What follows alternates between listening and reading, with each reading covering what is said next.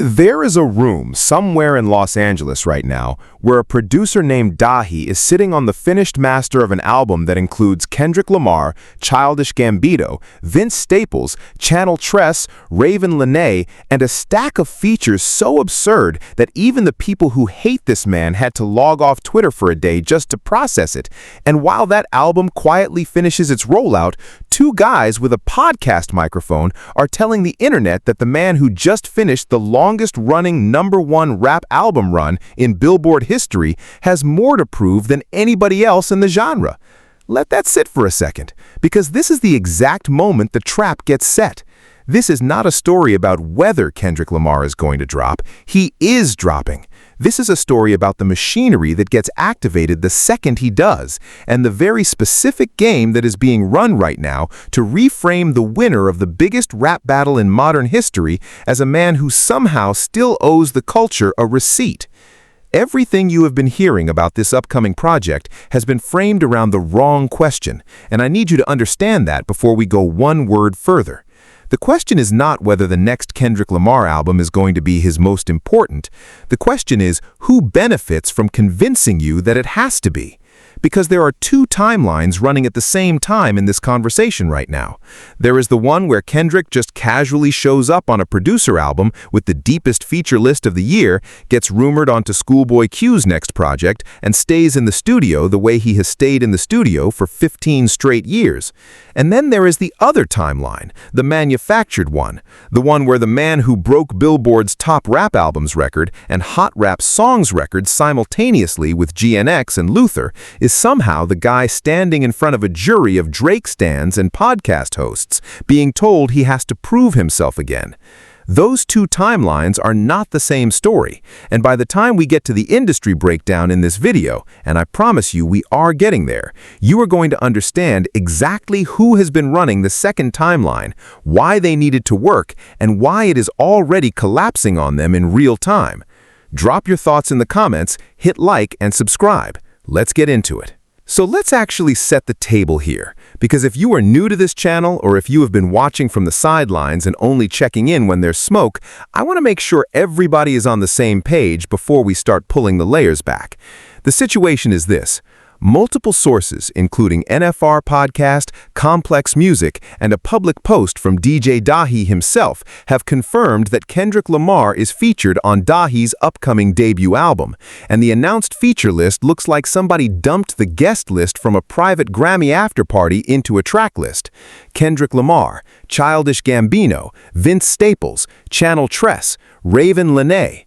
And that is before we even get into the rumored Schoolboy Q project that people are already saying has a Kendrick feature locked in, which, if you have been paying attention to the last leg of the Grand National Tour, where Schoolboy Q was literally opening for Kendrick, feels less like a rumor and more like a formality. Meanwhile, on the other side of the internet, the Mallory brothers, who I do want to say have earned their spot in the culture as podcasters and do bring real hip-hop conversation to the table on plenty of topics, are on record saying that Kendrick's next album is the most important of his career, that Drake and J. Cole have already put respect back on their names with their most recent projects, and that Kendrick now has to answer the same call. And the reason this framing matters is because it is not just a take, it is a template. This is the same template that is going to be repeated across every podcast, every reaction channel, every Twitter thread, every Instagram comment section from the day the rollout starts to the day the album drops. And it is being planted right now, months in advance, so that when the album actually arrives, the ground has already been softened for the narrative to land. Culturally, this matters because Kendrick Lamar is not just a rapper at this point. He is a headliner for the 2026 Super Bowl halftime. He is rumored to be involved with the 2028 Olympics through PG Lang. He is coming off a Pulitzer, coming off a Grammy sweep, coming off a beef where the man he was up against filed an actual lawsuit against his own record label. Financially, the stakes are that GNX has been reported by multiple outlets as the highest-grossing rap tour of all time. Reputationally, the stakes are that this is the first project he releases into a media environment where the losing side of the beef has spent nearly 2 years building an entire ecosystem of denial around what happened. And the tension I want you to sit with going into the next section of this video is this. If the record was already broken, if the streaming was already dominant, if the tour already outgrossed everything else in the genre, then what exactly is Kendrick Lamar supposed to be proving with the next album? And who exactly are the goalposts being moved for? Let's start with what's actually visible, because before we get anywhere near the industry stuff, I want to walk you through the surface-level receipts that everybody, and I mean everybody, keeps conveniently forgetting to bring up when they start with the "he has to prove himself" talking point. Piece of evidence number 1. GNX opened at number 1 on the Billboard 200. It debuted at number 1 on the top rap albums chart on December 7, 2024, which made it Kendrick Lamar's 6th number 1 album. 6th, not first, not second, 6th. And then it did not leave. According to Billboard, GNX became the longest leading number 1 album in the history of the top rap albums chart. That is not a fan take. That is not a Stan tweet. That is a chart record. So when a podcast tells you the next album is going to answer for the last one, ask yourself what part of that record specifically requires an answer. Piece of evidence number 2. Luther, the SZA collaboration off GNX, became the longest leading number 1 on the Hot Rap Songs chart in the entire history of that chart. Not this year, not this decade, the entire history. Luther reportedly crossed 100 million Spotify streams and stayed on the airwaves in a way that shaped an entire year of radio. Now compare that impact to any single record off the Iceman project that Drake released in the same window, and I want you to be honest with yourself.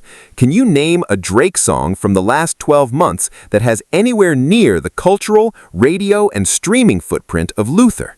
Because I have watched the internet try to have that conversation, and every time it ends the same way, with a lot of loud voices and no actual receipts. Piece of evidence number 3.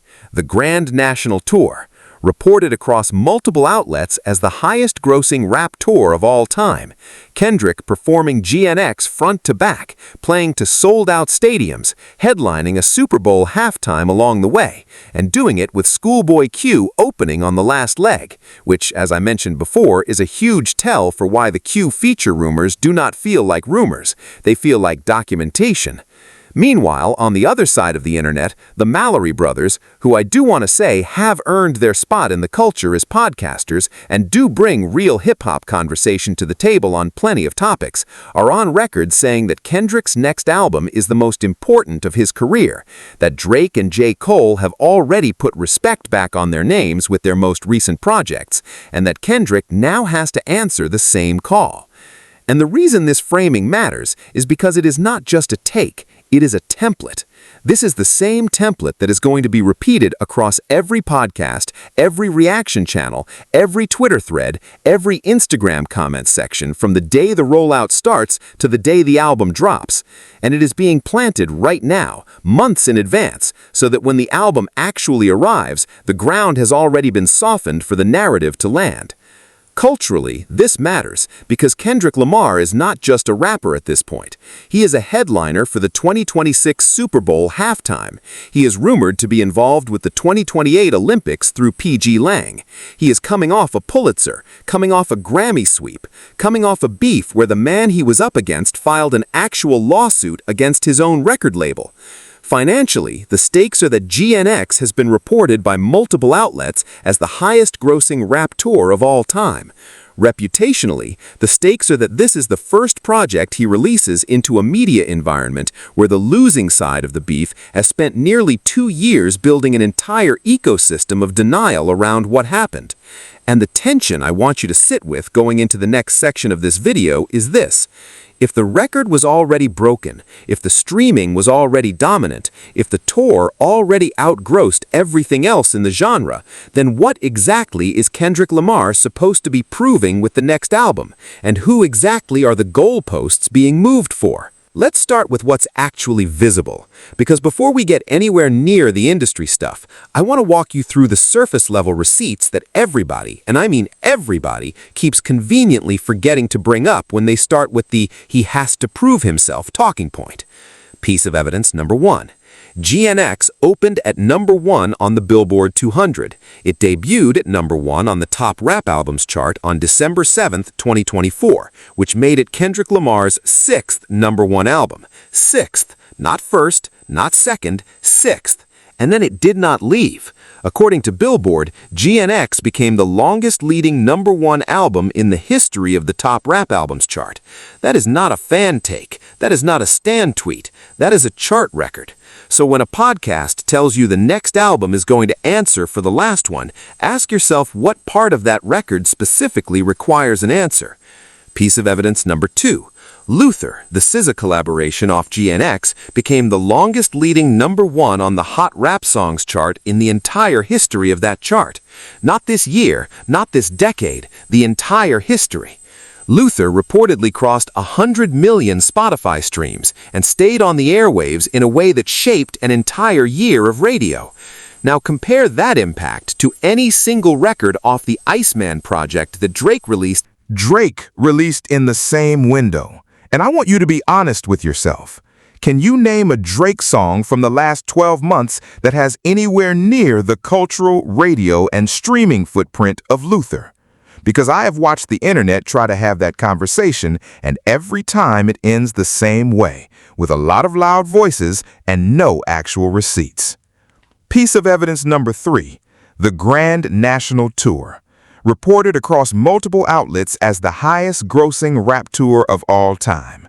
Kendrick performing GNX front to back, playing to sold-out stadiums, headlining a Super Bowl halftime along the way, and doing it with Schoolboy Q opening on the last leg, which, as I mentioned before, is a huge tell for why the Q feature rumors do not feel like rumors, they feel like documentation. And while all of this was happening, while stadiums were selling out, while records were being broken, the same people who now say the next album has to prove something were literally recording videos claiming the tour was empty, claiming shows were not selling, using clips from 4 hours before showtime when people were still being let in to try to prove a narrative that reality was actively disproving in real time. That is piece of evidence number 4 right there, and it is one of the most important ones, because it tells you that the media environment around this artist is not honest, it is engineered. When the tour was doing the numbers, the tour was fake. When the album was breaking records, the album was mid. When the record on the radio was Luther, the streaming was manipulated. Do you see the pattern yet? Because I want to be really clear on something before we move to the next layer. Nothing about this pattern is accidental. Everything Kendrick Lamar does gets reframed in real time by a very specific segment of the internet, and that reframing is not organic. It is a workflow, and the workflow has a purpose. The purpose is to make it impossible for the winner of the biggest rap moment of the last decade to enjoy the position that he actually earned, so that when the next album drops, the ground is already prepared for the "he did not deliver" narrative to be pushed the second it goes live. Piece of evidence number 5 is the leaked verse. There is a Kendrick reference that has been floating around where he mentions Dahi by name, mentions Vince, mentions Fucci, mentions the stacked feature energy of what is coming, and even in a leak, in a fragment, the man is still setting the table for the entire project sonically. Now let me set something up for you before we shift gears here, because what I am about to get into next is going to make some people extremely uncomfortable, and I mean specifically the people who have been running the coordinated narrative against this artist for 2 straight years without ever having to answer for a single thing they have said. So buckle up. And oh, do I have more for you. Because if you thought the surface receipts were bad for the Kendrick has to prove himself crowd, wait until you get into what people inside the industry are actually saying. And more importantly, wait until you see who is on this Dahi album, what that lineup actually signals about where Kendrick sits in the culture right now, and why the very stans who spent all year screaming that he was finished are the same ones frantically refreshing the release page. The Drake stans are really not going to like this one, and honestly, at this point, I do not think they are equipped to handle it, because I am about to show you a stack of insider evidence that does not just contradict the prove yourself narrative, it humiliates it. And by the time we get to the industry breakdown after this, you are going to see exactly why the machinery that has been trying to move the goalposts on this man's career has already failed and just does not know it yet. Now let's get into the cultural layer, because this is where you can actually feel what is happening underneath the surface of the internet takes. DJ Dahi himself, in interviews, including a recent Rolling Stone feature titled DJ Dahi Breaks Down the 5-Year Process Behind Kendrick Lamar's New Album, described Kendrick as someone he mood-boarded working with before they had ever met, someone he saw perform with Dr. Dre at Coachella, and then went home and made Money Trees the next week. Money Trees, the record that anchored Good Kid, Mad City, the record that is still on college dorm speakers in 2026, the record that made an entire generation of hip-hop fans learn the phrase Halle Hallelujah. And when Dahi talks about that moment, he doesn't talk about it like a producer name-dropping a superstar. He talks about it like a peer describing the exact moment his career changed. That is insider evidence piece number 1, because the tone with which the actual musicians around Kendrick describe him is not the tone of a man who has anything to prove. It is the tone of a man they Consider a peer, in some cases a North Star, and in Dahi's own words, an artist he had to work with. Insider evidence piece number 2 is the feature list on Black Boy Alternative itself. Because when you look at who Dahi pulled in for his debut, you are not just looking at a project, you are looking at a signal. Childish Gambino is a Grammy-winning artist coming off a farewell run.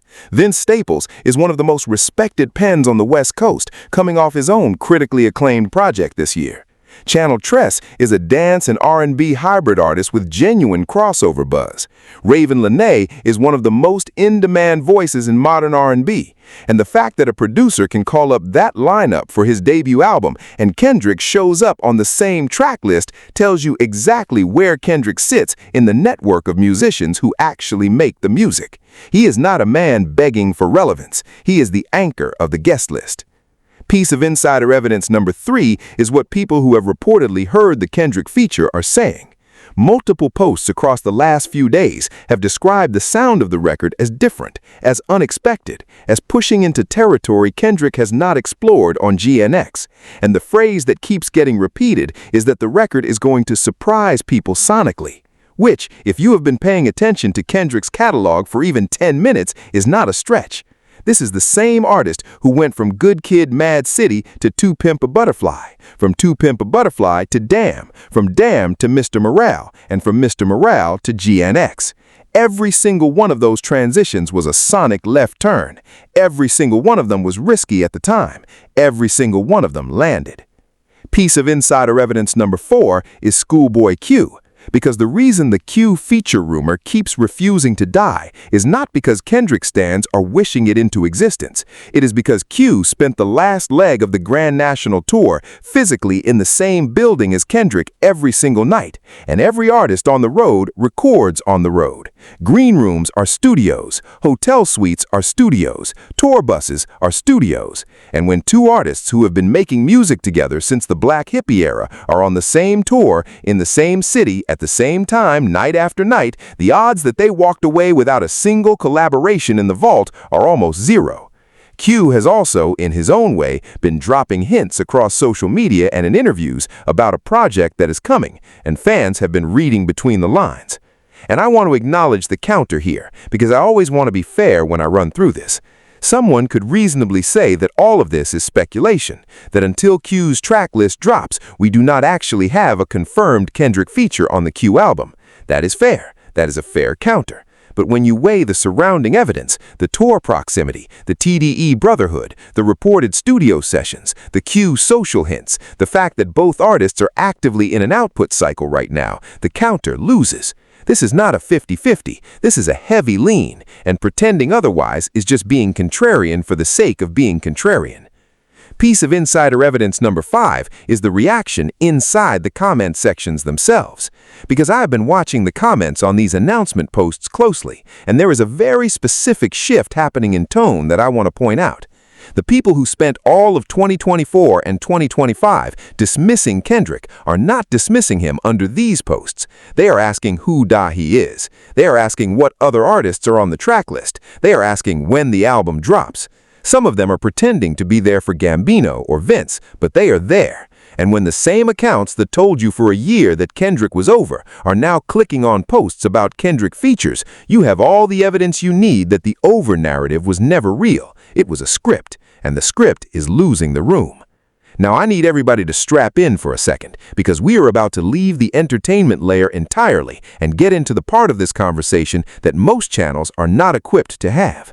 Because the real story of why this next Kendrick album is being framed the way it is being framed has almost nothing to do with the music itself, and almost everything to do with the machinery that decides which narratives get amplified and which ones get buried in this industry. And I'm about to walk you through exactly how that machinery works. So let's take the pattern interrupt and shift into the layer that actually matters. Because everything we have talked about up to this point, the features, the charts, the tour, the podcast takes, the fan reactions, is downstream of something bigger. And that bigger thing is how the modern hip-hop media ecosystem actually functions. There are three interconnected systems working simultaneously to shape the Kendrick has to prove himself narrative right now. And if you understand these three systems, you will never again be confused about why the same talking points seem to appear on 12 different podcasts within the same 72-hour window. System number one is what I'm going to call the reaction economy. Every reaction channel, every commentary podcast, every hot take Twitter account on the hip-hop side of the internet is running on the same fuel, and that fuel is engagement. Engagement is not driven by celebration. Engagement is driven by conflict. If a channel does a video called "Kendrick Lamar is still the best rapper alive and everything is fine," that video does not perform. If the same channel does a video called "Kendrick Lamar has more to prove than ever and his next album could end him," that video performs. And what that means, structurally, is that even creators who personally believe Kendrick is untouchable are financially incentivized to seed doubt about his career, because doubt is what the algorithm rewards. So when you hear a take like, "This is his most important album," and it sounds a little detached from the actual data, that is not always because the person believes it. Sometimes it is because the format they operate inside of literally cannot survive on the truth, which is that Kendrick Lamar is coming off the most dominant single-year run any rapper has had this decade. That truth does not generate clicks.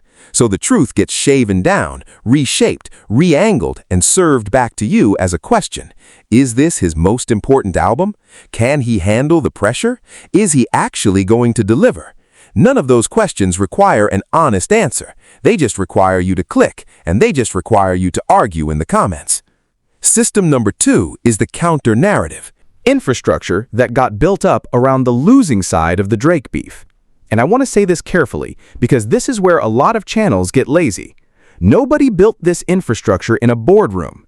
It is not a conspiracy in the tinfoil hat sense, but it is coordinated in the sense that a small number of large accounts, a small number of connected podcasts, and a small number of well-placed columnists all realized at roughly the same time that there was a market for keeping the losing side of the beef alive as a competitive figure, because the alternative, which is admitting the beef ended the way it ended, is a dead content stream.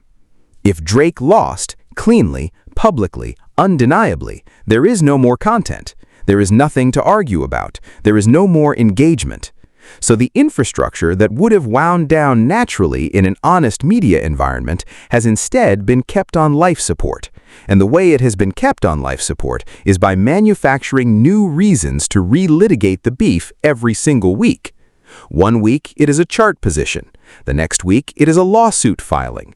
The next week is a podcast host claiming the next Kendrick album has to prove something the last 4 Kendrick albums somehow did not. Each of these is a beat in the same rhythm, and the rhythm is designed to make sure the story never ends. System number 3 is the streaming and label economy, and this is the one people never want to talk about because it is complicated and because it makes almost everybody uncomfortable, but it is the most important one. Modern streaming numbers are shaped by playlist placements. Playlist placements are shaped by label partnerships. Label partnerships are shaped by long-standing commercial relationships between the majors and the streaming platforms. Which means, in practical terms, when you see a project drop with 40 tracks and immediately post massive streaming numbers, you are not just seeing organic fan behavior. You are seeing organic fan behavior stacked on top of algorithmic infrastructure that is optimized for volume. And volume is the reason we have had, in the last 2 years, a very specific conversation start to appear in hip-hop, which is Drake's own legal filings raising questions about how streaming numbers are being manipulated. Now, I want to be extremely careful with the language here, because Drake allegedly, in reported filings, raised concerns about how his own competitors' streaming numbers might have been shaped. But even setting Drake's specific claims aside, the broader industry conversation about streaming manipulation, playlist placement, and label leverage over playlist real estate is a real conversation that outlets like Music Business Worldwide and Billboard have been reporting on for years. So when a Kendrick album drops and immediately does the kind of numbers GNX did, and Kendrick's competitors are allegedly, according to public filings, questioning the streaming economy itself, what you are really watching is an artist whose success is being generated in a system that the losing side is now trying to litigate. Now zoom back out and connect the three systems. The reaction economy needs doubt about Kendrick to survive. The counter-narrative infrastructure needs the beef to stay open to survive. The streaming and label economy is being publicly questioned by the losing side in ways that indirectly benefit any narrative that reframes Kendrick's dominance as illegitimate. All three of these systems independently have a reason to keep the "he has to prove himself" story alive, which is exactly why you are hearing it from 12 different places at once. Not because 12 different people arrived at the same take independently, but because 12 different systems all benefit from the same take being in the air at the same time. And once you see it, you cannot unsee it. Which brings us to the part of this video I have been building toward from the very first sentence. Because everything we just walked through, the reaction economy, the counter-narrative infrastructure, the streaming and label politics, all points at one uncomfortable conclusion that a lot of people in this space do not want to say out loud. The reason the next Kendrick Lamar album is being called the most important of his career, before a single official note has even dropped, is because there is a coordinated interest in framing whatever he releases as insufficient before he releases it. Read that again. The evaluation is being preloaded. The grade is being locked in before the test. And when I say coordinated, I do not mean that the Mallory brothers and the podcast hosts and the Twitter accounts and the reaction channels are all on a group chat together. That is not what coordination means in this ecosystem. Coordination in this ecosystem means that everybody in the incentive structure independently arrives at the same talking point at the same time, because they all feed the same machine. And the machine has decided, allegedly by consensus and reportedly by pattern, that the safest content play for the next 6 months of the hip-hop cycle is to plant the "he has to prove himself" seed now, so that when the album drops, and it does what every Kendrick album has ever done, which is critically dominate, they have already prepared the audience to grade it against a moved goalpost. That is the truth bomb. Not that a podcast said something dumb, not that some fans are hating. The truth bomb is that an entire content economy is quietly aligning to pre-discredit an album that has not been released, from the perspective of the artist who, by every measurable outcome, decisively won the biggest beef in modern hip-hop history. And the consequences of that are enormous. Because if this framing sticks, if the "he had to prove himself and he did not quite do it" narrative lands even partially, it functionally rewrites the outcome of the last 2 years of rap history in real time. It turns a documented dominance into a contested draw. It turns a record-breaking run into a footnote. It turns the winner of the beef into a defendant. And it does all of that not because the music failed, but because the media environment was prepared in advance to declare that it did, regardless of what the music actually sounded like. That is the play. That is why we are watching what we are watching. And that is why I needed to make this video before the album drops, not after. Because after the album drops, the narrative flood is going to be so intense that individual voices trying to push back on it are going to get drowned out in the algorithm. The only defense against a manufactured narrative is a pre-inoculated audience. So consider this the inoculation. When the album drops and you start seeing "he had to prove himself and he did not quite deliver" tweets flood your timeline, remember that those tweets were seeded now, months before the music. Remember that the people posting them told you the tour was empty when the tour was breaking records. Remember that they told you GNX was mid while Luther was setting a hot rap song's longevity record. Remember that they told you the streams were fake while their own guy was allegedly filing lawsuits about the streaming economy. And remember that the same infrastructure that told you all of those things is the infrastructure that is going to tell you the next album under-delivered, no matter what the next album actually sounds like. And here is why none of it is going to work. Because the hero of this story is not a man reacting to the media environment. The hero of this story is a man who has spent 15 years building a body of work so undeniable that the media environment cannot actually touch it. Kendrick Lamar's career is not a series of moments, it is a discipline. Every album he has released has taken a left turn. Every project he has released has been curated with the kind of detail that other artists in his tier reserve for the singles rollout. Good Kid, M.A.A.D. City was a coming-of-age concept album. To Pimp a Butterfly was a jazz and funk political statement that critics still debate as the best rap album of the century. Damn was a Pulitzer-winning meditation on faith, wickedness, and weakness. Mr. Morale and the Big Steppers was a therapy record that ended his TDE contract with the kind of emotional honesty most artists spend their entire careers avoiding. And GNX, the project the podcasts want to erase, was a West Coast homage, a victory lap, and a record-breaking chart and tour anchor all at once. That is not a discography with anything to prove. That is a discography that proves itself every time the needle drops. And that is what makes the "he has more to prove" framing so structurally weak. It is asking a man who has already answered every question the culture could reasonably ask to sit for an exam that his catalog already passed with honors. One guy makes music that outlives the news cycle. The other side makes music that requires the news cycle to survive. That is the contrast one-liner for this entire era, and I want you to hold on to it because it is going to explain almost everything you see over the next 6 months. When the next Kendrick album drops, and it will drop, and it will more than likely drop with the minimal rollout he has trained his audience to expect, and it will more than likely go directly to #1, and it will more than likely feature a sound that nobody predicted, the story that comes out of it is not going to be told by the podcast hosts trying to move the goalposts. It's going to be told by the streams. It's going to be told by the tour that follows it. It's going to be told by the features that stack around it. And it's going to be told by the artists who show up to endorse it, because at this point, the entire top tier of contemporary music is either working with Kendrick, opening for Kendrick, appearing on Kendrick-adjacent projects, or in a very specific corner of the industry, allegedly filing lawsuits because they can no longer compete with Kendrick. And I know some of you are watching this and thinking that I'm being too optimistic. I'm not being optimistic. I'm reading the evidence. The evidence is that the man is winning. The evidence is that the culture is course-correcting. The evidence is that the machinery designed to erase what he did is losing its grip on the story faster than it can generate new angles. And if you've made it this far into this video, you're amazing, and you're also exactly the audience that this narrative was designed to confuse. So the fact that you're still here, still thinking critically about this, still asking the right questions, is the reason the play is not going to work.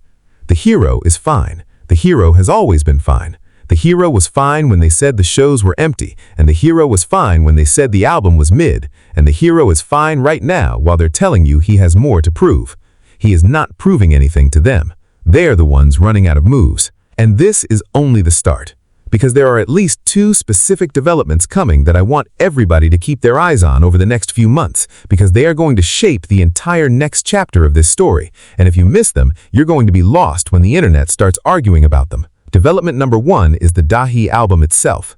Black Boy Alternative, whenever it lands, is going to be the first meaningful appearance of new Kendrick material in the current cycle, and the sound of that Kendrick feature is going to give us a preview of the sonic direction the actual next Kendrick project is going in, so do not sleep on that record when it drops.